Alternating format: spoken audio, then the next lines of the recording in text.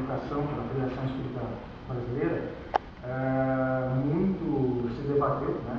Até porque na época houve um processo pela Academia Brasileira de Letras, com o escritor Humberto de Campos, que também recebia a mensagem de Humberto de Campos, e a família acabou pedindo direitos autorais, tudo isso suscitou o pessoal, e o pessoal começou a analisar bem o livro dele, né, para ver se os poemas, de fato, eram daqueles autores que julgavam estar recebendo, né? Ou se era um pastiche, ou seja, uma técnica onde ele conhece a forma de escrita do autor, e toda a metodologia que ele usa, e se ele estava utilizando da técnica do autor para fazer novos poemas de vez pelo autor. Até isso, provavelmente, era um pouco difícil para Chico Xavier, porque ele estudou até a 4ª série, e com 21 anos ele não conhecia muito pouco da literatura a qual ele estava publicando. Né? Então, na época até Monteiro Lobato chegou a comentar nos jornais que, se de fato ele assim o fizer, fosse dele, ele poderia estar ocupando a cadeira de qualquer academia que ele quisesse, pela conteúdo literário que teve nesse livro. Daí uma vastidão de poemas. A gente musicou alguns poemas, vou apresentar três poeminhas. Pode ser breve? Qual pergunta? 4ª série do primário ou ginásio? 4ª série do primário. E ele trabalhava a gente em vendas e tal, foi pouco tempo de estudo, né? Então, foi reunindo as fotografias que ele recebia e se publicou o primeiro livro dos mais de 400 livros que ele fez durante a obra dele inteira. Esse poema, ele chama-se Fraternidade, né? Ele foi do João de Deus. João de Deus é um poeta português, né? E foi bem conhecido aqui no Brasil. Ele, nessas poesias, comenta que ele palpita de modo confundível a suavidade entre o ritmo da lira dele. Né?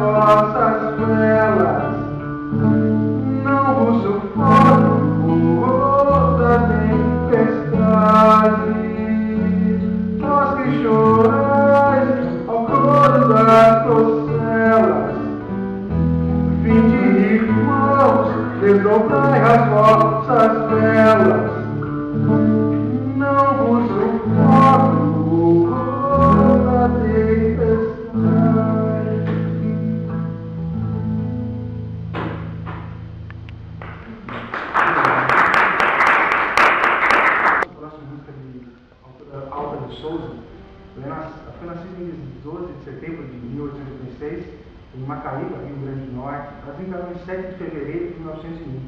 Portanto, aos 24 anos em Natal, ela deixou um único livro, denominado Horto, cuja primeira edição, prefaciada por Olavo Bilac, em outubro de 1899, apareceu em 1900 e se esgotou em 3 meses.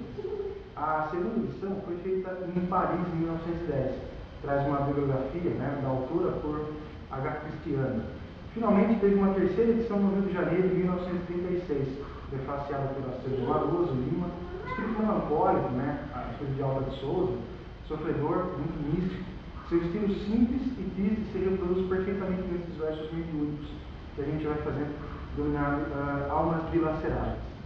Esse é um poema que nós escolhemos da Alba de Souza, essa autora.